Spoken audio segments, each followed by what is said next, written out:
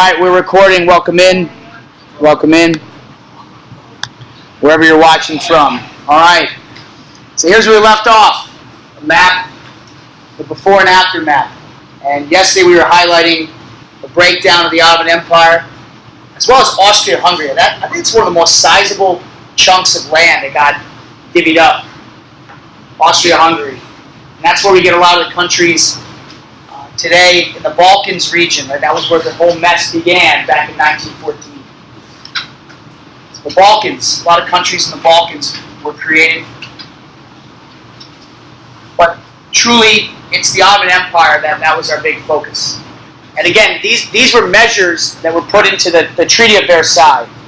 And that's what I want to stress. You know, the Paris Peace Conference, there are multiple treaties, multiple treaties that came out of the Paris Peace Conference.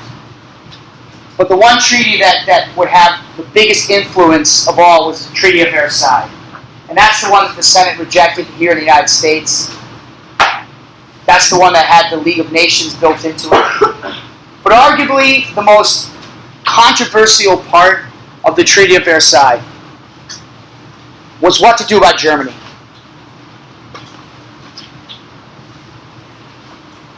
That question burned deeply at the Paris Peace Conference.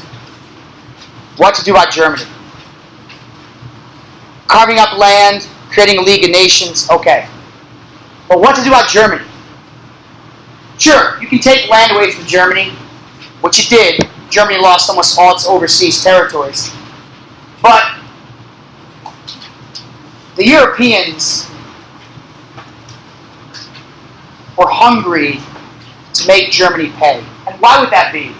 Why do you think the Europeans, especially France, I must say, France, Clemenceau,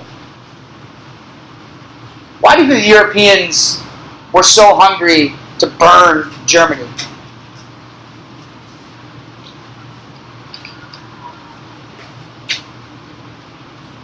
Avinash? It's like, yeah, Germans entered the war was like big Russia entered the war and started changing. Well, no, remember, Russia entered the war because of its alliance with Serbia. We were over Germany's entrance to the war. Remember, Germany was going to fight Russia no matter what. It's the decision that Germany made to do what that dragged France and Britain into the war. Mr. Wu? Right, they invaded Belgium. You know, and therein lies the tie-in to the Guns of August reading, which, by the way, did you guys return my books to... They're all back there? Oh, okay, all right, cool. Look, why would the Europeans want to burn Germany? Like, why make them pay? Remember who ignited everything that the Western Front became known for. The trench warfare, the butchery, the slaughter. Remember who ignited that. If Germany doesn't invade Belgium, France and Britain were going to stay out. We know that from the Guns of August reading. But instead, Germany, can't turn the trains around. Nope, can't turn them around. Molk crying like a sourpuss baby in his room while the Kaiser was quivering with what to do. Germany got blamed pretty badly for what it did. Were they the only aggressor in the war? No. Remember, this all started with one 19-year-old kid. Nobody blamed Serbia for World War I, but Germany got pounded. And that was something that France wanted to make very clear in the Treaty of Versailles. Remember, France had suffered more than almost every other country except for Russia. France had got pounded, their entire country shredded with trench warfare. And boy, did France want to make Germany pay. And so, that's the question. How do you make Germany pay for this? What are some of the thoughts you guys may have? Now, what can you do to make Germany pay for their guilt in the war?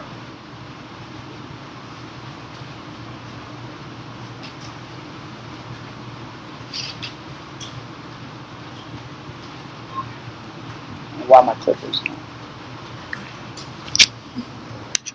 Good cartoon, huh? All right, there we go. How do you come on, somebody from Ubby, jeez Louise. Same person every time, same handful of people. Yes, Anusha. Although you're one of the most consistent participators. But just saying, like it's the same people. Come on, man. Yeah, of course. I'm not sure, but Germany, they won't allow Germany to have a say in the land distribution. Okay, well, I'll get a little notes here on the board, just to have some notes about the Treaty of Versailles. This marker's a little bit toasty. Question. Okay, no, well, first of all, Germany's got no say whatsoever. How about we just say that? Let's agree on that, Anusha. Okay. And everybody else. Germany's got no say, man. They don't get a choice. They don't get a negotiating chip. They don't just say, yeah, okay, well, what about us? No. Germany was left out. They weren't even at the peace conference. They weren't even there. And Russia was not there either. And we'll get into why Russia was absent. But Germany was gone. They weren't even there. But one thing I'll concede, Germany's going to lose its land. They lose their colonies. They were taken away. And this is actually a really, really interesting point. Super interesting. Because, again, I prefaced class by reminding everybody, and it wasn't on video, so pay attention to the, what is that group called? TIN? Okay, TIN. Yeah, so pay attention, TIN.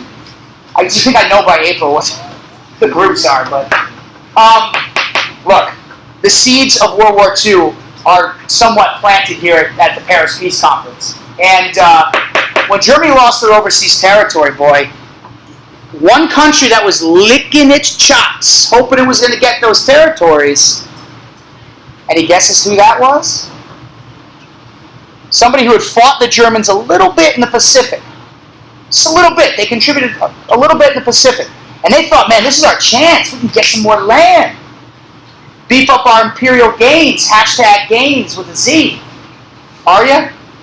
Japan. Yes. Japan was at the Paris Peace Conference. Now, they were a minor player in WWII. A minor player. And what Japan had hoped for were two things. Number one, they wanted official recognition as a world power in the treaty. Like, they actually wanted it to be written into the treaty. Yes, we'll recognize Japan as an equal power with the Europeans. And the Europeans, the social Darwinists they were, said, no, we're not giving in there. Then Japan said, okay, well, fine. You're not going to give us racial equality. You're not going to recognize us as a superpower. We want territories that Germany lost. And the Europeans are like, okay, a little bit, but not all. And Japan was furious. Japan was furious with how they were sort of disrespected at the treaty signing. And in one very famous instance, the Japanese ministers got up and left one meeting and kind of stormed out to make their statement that they were displeased with the treatment of the Japanese. Now, Japan had not contributed a lot to World War I, but they did a little bit in the Pacific. They fought the German Navy there and helped win a few battles. This point should not be underrated because, after all, if this is a seed planted for World War II, Japan is going to carry that resentment forward as they build up their empire and did not forget about Versailles and the treaty. So Japan was very dismayed by the fact that they were left out of the getting Germany's territories. Germany's territories were thus split up amongst most of the Europeans, so they did lose all their overseas territories.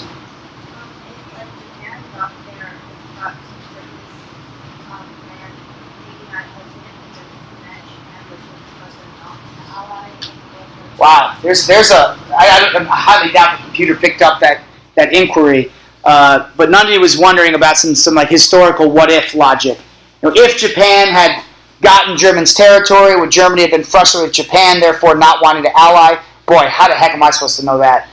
You know, that's just a great what-if. I don't know. What I do know, though, is that Japan left somewhat disgruntled.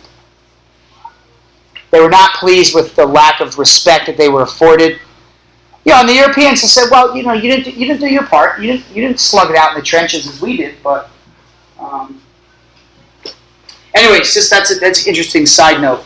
How else can we make Germany pay? Come on, let's think like Clemenceau here. Let's think like the Europeans back then, 1919.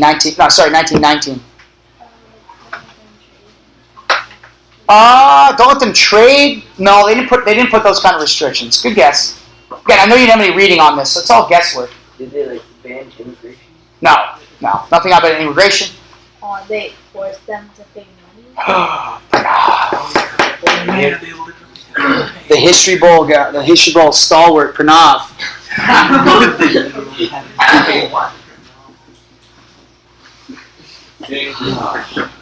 We're gonna learn a new word here. Yesterday we learned what sanctimonious is.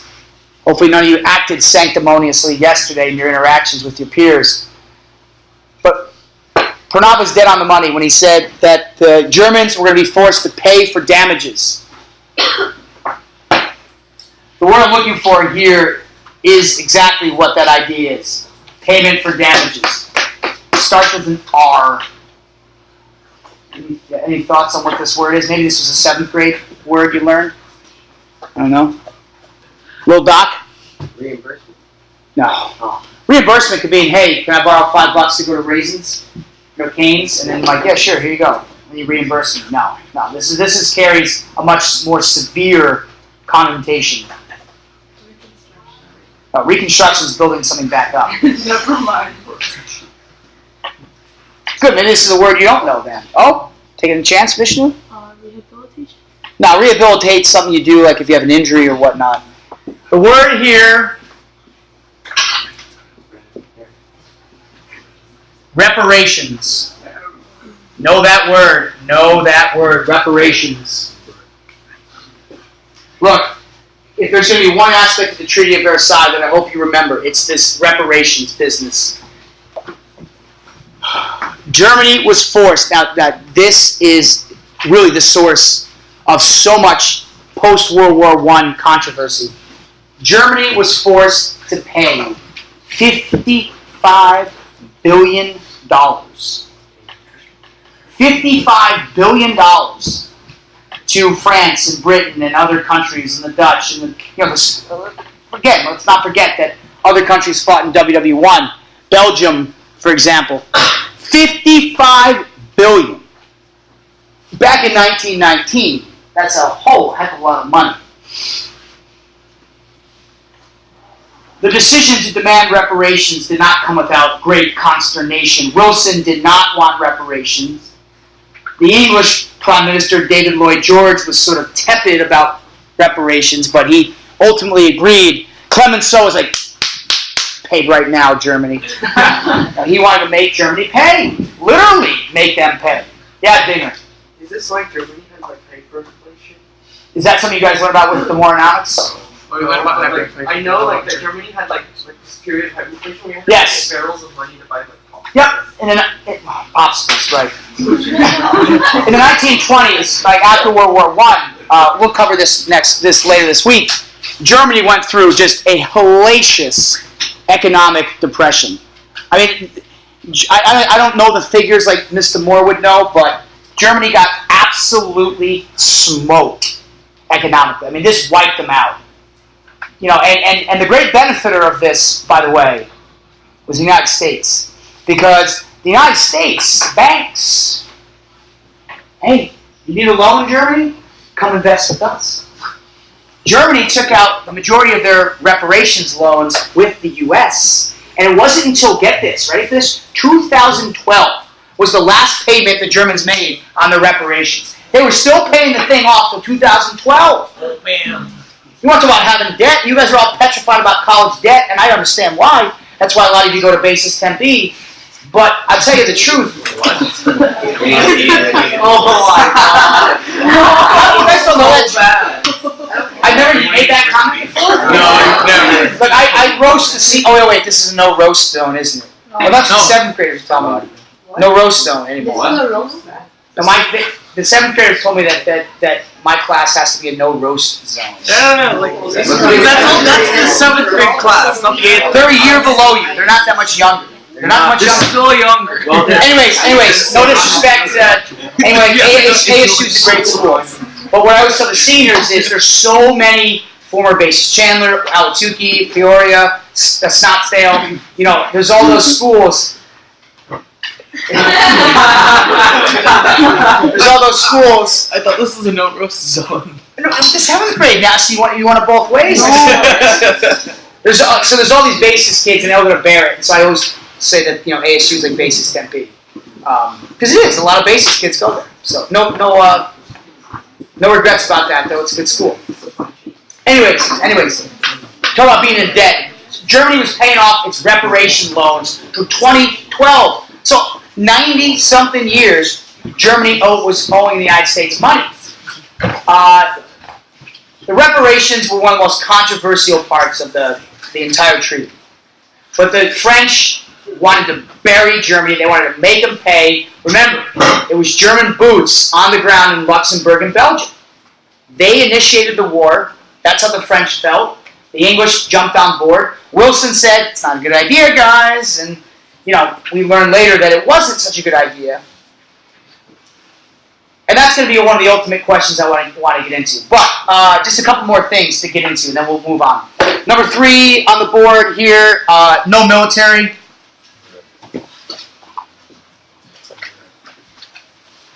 Complete dearmament. The German military had to be reduced to nothing. I think eventually they allowed the Germans to build up no more than 100,000 soldier army, but you know, they wanted to really punish Germany. You know, take away their military, take away that nationalism, the pride we know that came with the military. Wait, but that how did they get back? Well, we're not there yet. We're understanding where they are. You know, like Drake, like the famous poet Drake once said, started from the bottom, now we're here. You know, this is the bottom for Germany. So Germany is at the bottom. How they're going to get to World War II is within the next couple of days. We're going to paint that picture. And the last point. Now here's another issue of great controversy. Germany was forced to sign what was known as the War Guilt Clause, in which Germany had to fully accept 100% of the blame for World War I. They had to accept 100%. This had Clemenceau written all over it. The French really wanted to make Germany pay. Bishop, I'm sorry, bro, can you see okay? Yeah. You can see around I know maybe tomorrow. Oh, wait, we don't have testing tomorrow, do we? No, Thursday we don't. Wait, we have testing tomorrow? Yeah. Ames. What? I think it's So I have to proctor you again tomorrow? no, I missed him one. All right, whatever. I'll figure it out. Yeah, question on reparations, Treaty of Versailles. So you said the reparations took till 2012? Yeah? Oh, no. Are we all going to just violate the Taylor Swift rule and look like a bunch of hooligans here? We got a very enlightened human being trying to gain more knowledge in this world. Let's all, give Drew the opportunity to ask this question. The reparations took till 2012 Yeah. to repay. So, but didn't World War II put them in even more debt after? Well, okay, the loan so to get $55 billion, Germany had to take loans out with banks, especially American banks. So to pay back the banks, they had to, and they were still paying it off till 2012. But yeah, I mean, World War II did send Germany into more debt. But look, we're not at World War II yet. You got to hold your horses. And right now, the fish that are frying is just World War I. We're not ready to fry those bigger fish for World War II. So we are almost there. But I will tell you this: you can see the writing on the wall. Germany's getting beaten down to a pulp. They're getting beaten to a pulp here. And with that being said, you can imagine how Germany's going to feel with this treaty. The sense of humiliation, the sense of defeat that's going to fester is going to serve as a very powerful motivator. And what's going to ultimately be the case is that there was a strong contingency of Germans who felt that signing this treaty was the ultimate stabbing in the back of the German people. The fact that the German leaders agreed to this so irked certain Germans that they could not forgive the leadership. And one person in particular who's going to be very alienated One person who's going to be extremely alienated by the Treaty of Versailles while he was laying in a hospital bed recovering from wounds he suffered at the end of the war from a gas attack was a young Austrian soldier, Adolf Hitler. Adolf Hitler in 1919 was a nobody. He was a good soldier. He was recognized as a good soldier. He fought bravely in the trenches. But this young Austrian, he wasn't even German, by the way. He was Austrian. This young Austrian who had fought for the German army was lying in a hospital bed reading somewhere in a newspaper about this treaty, and that really was the fermentation of his anger and resentment towards the German government. And it won't be long before this young Austrian soldier is going to rise to prominence amongst rebellious circles in Germany and start talking about a revolution. And the source of Hitler's ultimate disdain is in that treaty. Historians have pinpointed this treaty to be one of the real sparks of Adolf Hitler's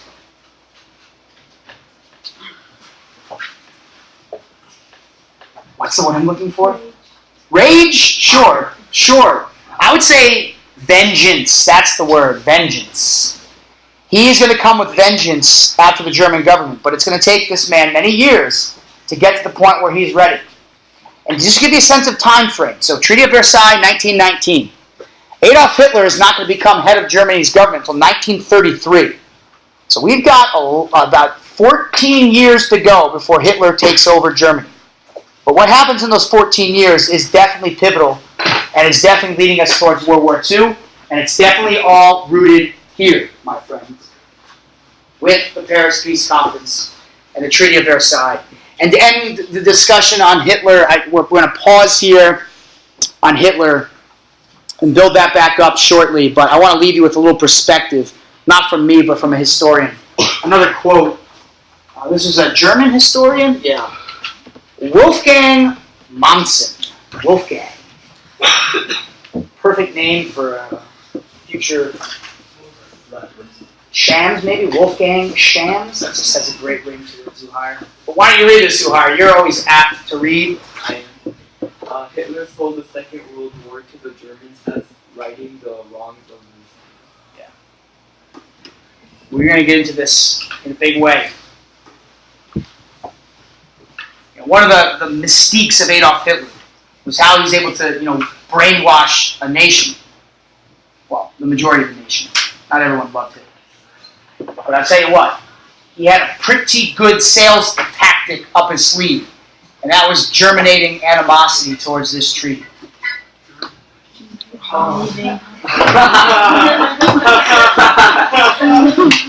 Well, germinating is one of my words. I like to use that word a lot. I like to spring big words on people. But I didn't sense the sort of fact that it germinating Germany. I get it now. Where are we at in time here? 10:44. 44? Yeah. We have what, 15? 20 minutes? Can we power through, or do you need a short break? Power through. Break. You need a 30-second break? Sure. Did you just have one? Yeah. Alright, I'll tell you this. I'll give you a 1-minute break. If you need to stretch. 1 minute, we're back. We're back. 1 minute.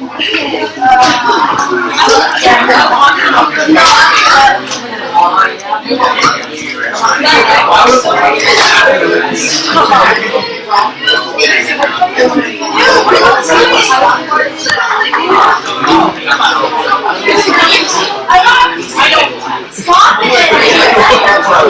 right.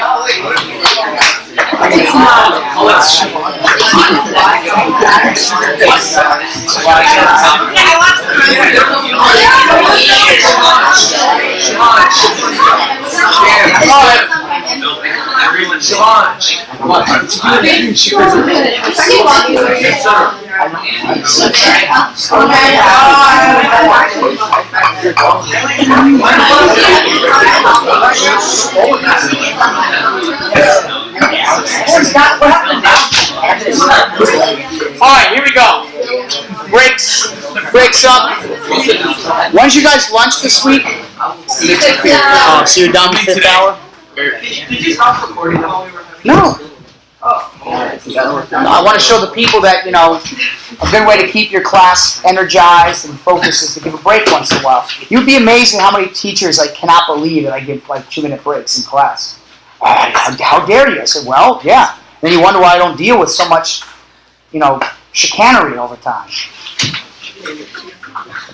Chicanery means goofing around. Yeah, that's over right there. Oh, it's on the board. There you go. Oh yeah. Okay, so Germany, we're going to leave them in limbo for a few days. We need to talk about what the heck was going on in Russia, because if you recall, Russia was a big player at the beginning of WWII, but then they backed out. 1917, they pulled out of the war. So why? Why did they leave? Were they just, getting beat too badly? Were they seeing the writing on the wall? What forced Russia out of the war is what I really need to get into with you today and tomorrow. So let's start, though, with actually just a little bit about who was in power in Russia at the time of World War I. And the leader of the Russian monarchy was Tsar Nicholas II.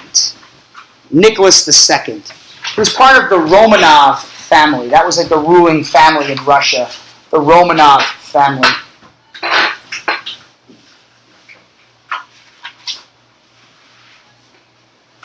The Romanov family.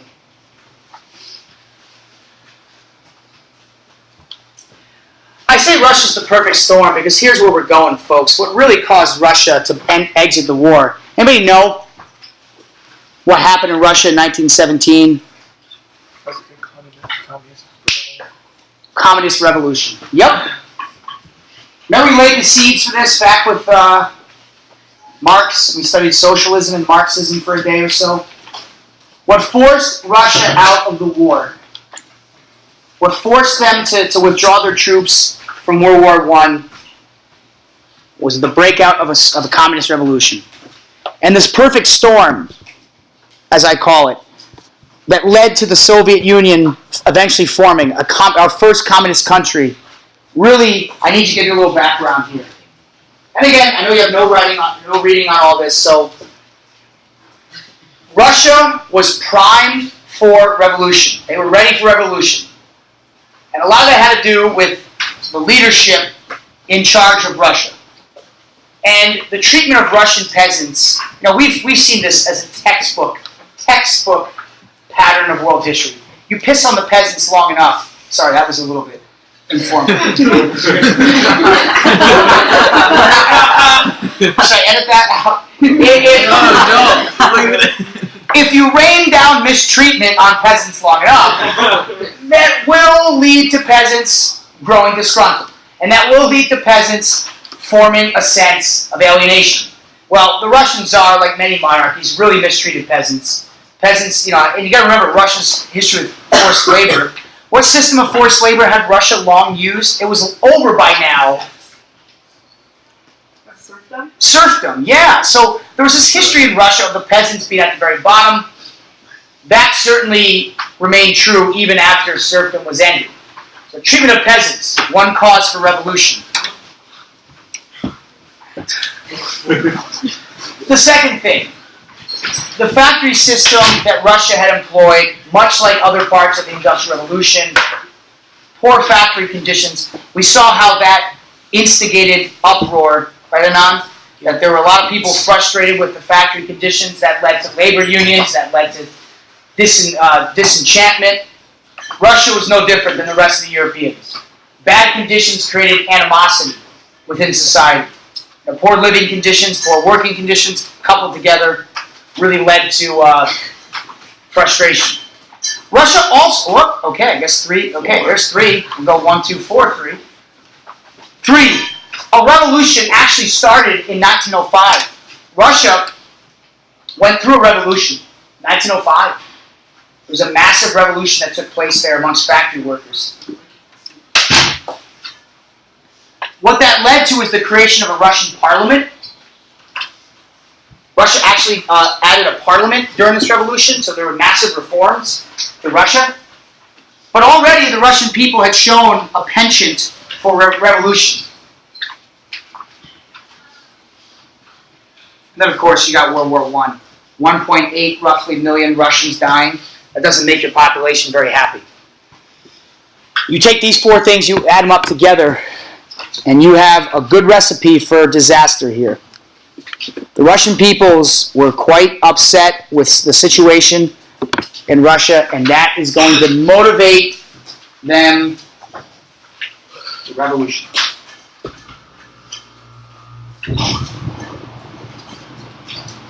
Which factor would I say most influenced the tipping point? World War I. World War I was like the tipping point. Russia was kind of at a breaking point, ready to tip. World War I pushed Russia over the edge. But, I mean, I love this story. This is such a great, history, little twist of the knife, so to speak. Does anybody know who's going to step up and lead the eventual Russian Revolution? Anyone know who's going to become the leader? Actually, hold on. Time out. Think on that. Let me give you one great PSF moment here. Now, the Russian Revolution is going to all start in 1917. That is the year of revolution in Russian history. 1917, the year of revolution.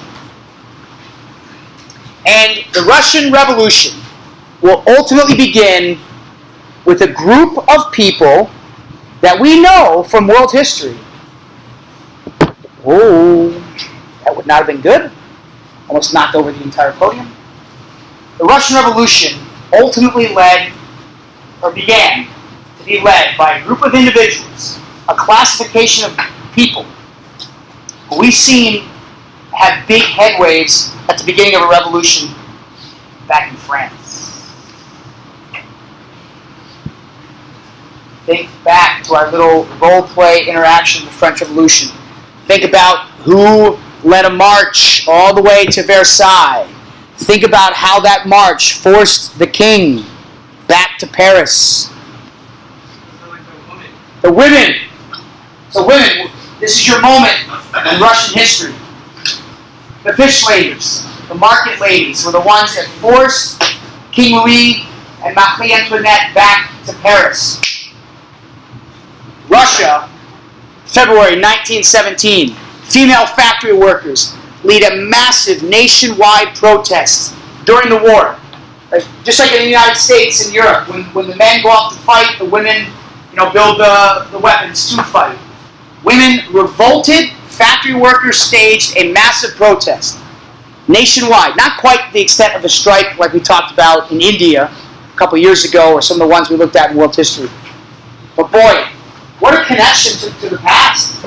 Women stepping up to have great influence here on what was going on in Russia. Thousands of women taking to the streets to protest, building a case that Russia was ready to explode.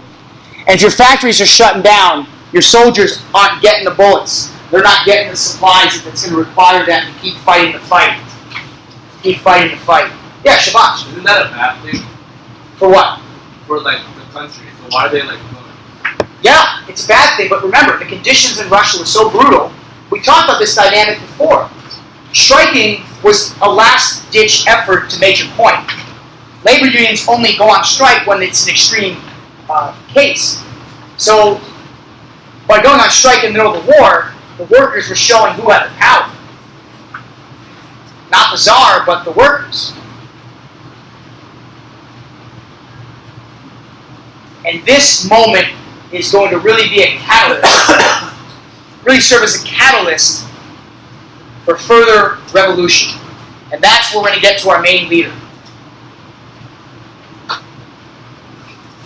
What the Russian Revolution lacked in 1917 was organization. They had the circumstances, they had the anger, the frustration, the pent-up resentment, but they lacked a leader. They lacked a face, someone who could take the revolution and make it organized. And this man,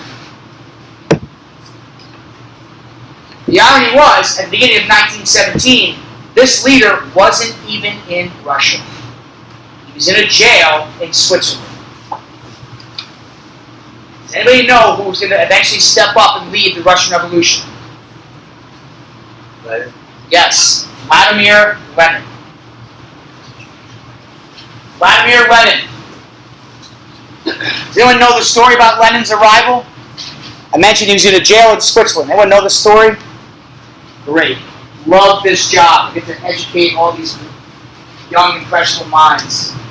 Give them little God future pontifications on this moist pebble. Do you guys use it in your writing essay? Did you use moist pebble? You guys said you were going to do it on the AZ Merit. Did you use moist pebble? Oh, I used it. God darn it. I said it was moist. I used it. You did on your aims? I put moist pebble. You just moisty pebble? Moist pebble. I wrote moist pebble. You just randomly put moist pebble in it. No, like I used it in context. In context. What was the prompt, by the way? You can't talk about it? You said that. Well, I thought it was the AZ, so you can't do it on the AZ Merit? You did it really. Well, I know with the APs you can't do that. But anyways, okay, so you use moist pebble. Okay, good. Good. Vladimir Lenin was in a jail in Switzerland at the beginning of World War I. He had been exiled from Russia. He was seen as sort of like an enemy of the state. The Tsar didn't much like him, so he was sent away. And the irony here, I just think this is such a cool story. I don't know the exact, like, in-depth part of the story, all parts of the story, but I tell you, the Germans, if they only knew, maybe. Because when all heck was breaking loose in Russia, when things were going haywire with the protests and the strikes, Lenin was well known as being a revolutionary. And the Germans knew that Lenin would cause quite a stir back in Russia if he could only get back to Russia. Lenin already had the reputation of being a revolutionary. So the Germans decided, as the war was going on, to free Vladimir Lenin from jail and send him back on a train to Russia. So the Germans jailbreak Vladimir Lenin, ship him on a train, sending him back, hoping this guy's going to be like the Joker a little bit in Dark Knight and cause a little chaos in Russia. And that's exactly what Lenin's going to do. Lenin was broken out from jail, sent back on a train to Russia, and he will arrive in Russia as a hero, a forgotten son ready to lead a revolution. And Lenin would ultimately, upon arriving back in Russia, thanks to the Germans, of course, Lenin is going to take leadership of a communist party known as the Bolsheviks. The Bolsheviks. That was a communist party that Lenin became the leader of.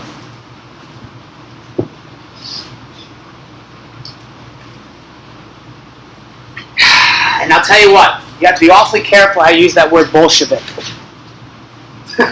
Be awfully careful how you use that word Bolshevik. Because of the fact that it sounds an awful lot like a word that could get you in trouble.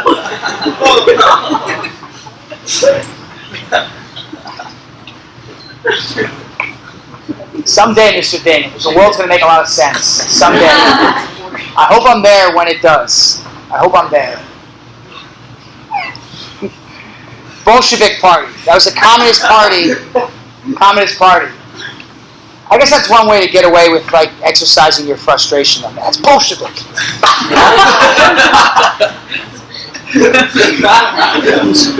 That's Bolshevik, man. You know, you could be at the free throw line in a basketball game. Arguing. I should start doing that with basketball, you know? Arguing, call the referee. Oh, no, I'm just saying, like, your policies remind me of the Communist Party in 1917. That's all I'm saying. Bolshevik, what does it mean? It meant that you were a supporter of Marxism. You believed in Karl Marx. Lenin was a huge student of Karl Marx. He really subscribed to Marx's ideas about the proletariat, the workers of the world uniting, that there's going to be some big communist revolution of workers. Lenin was all in on Marx. He was a big Marxist. You know, he was well familiar with Marx. And when he returned in April of 1917, he wrote a prolific document called his April Theses, which I kind of like this because it reminds you all of the importance of the theses statement. He wrote his April thesis, and I'm going to boil it down. I'm going to take this long-winded, verbose Lenin. The use of verbose is humorous. I wish the camera was focused in the back. I'm gonna simplify Lenin down to three things. What was his April argument? This is what he pledged the Russian peoples. Follow me. Let's embrace Bolshevikism, and I'm gonna boil it down to three things: peace, bread, land. The Tsar has failed. Russian people are suffering. We are fighting a war. We need peace. We're starving. We have no food. The peasants are being mistreated. We need bread. And land. We need to reclaim our imperial territories. We need to secure our borders and land. Peace, bread, land. PBL. Vladimir Lenin. His April thesis. These are the three ideas that Lenin would use to spark a revolution. The women started the whole thing. They were the instigators. But Lenin's arrival, that was fusing everything together. Lenin was the key. He was the leader. He was the glue. Why was he arrested in Switzerland? No, he was actually, so the Russians exiled him and sent him to prison there in Switzerland. Yeah, he had been an enemy of the state. The Tsar had kicked out a lot of people. So he was sent in exile to Switzerland. Because he was known as a revolutionary. He already had a reputation of being someone who's against the Tsar. So all the anti-Tsar ideas that were building up, Lenin was their guy. And people knew about Lenin. His name was quite famous. So when he came back, it galvanized people together. Well, who let him out of the jail? The Germans. The Germans sent him back because they wanted him to go back and cause problems. Now, did they only know that this is going to lead to eventually Germany and Russia becoming, pretty big enemies, which they already were. And look, Lenin's effect was tremendous, okay? And what Lenin was able to do, here's the genius of Lenin. He was able to unite the workers and the soldiers together. And in October of 1917, this is the official beginning of the Russian Revolution. It's on. And the Bolshevik Party took on the color of red as their official party color, and they began touting this Red October. Red October. And still to this day, Red October is a celebratory event, in Russian history. It's the birth of the official Communist Revolution. This is where the Communist Revolution began. And Lenin's genius, he was a great public speaker by all accounts.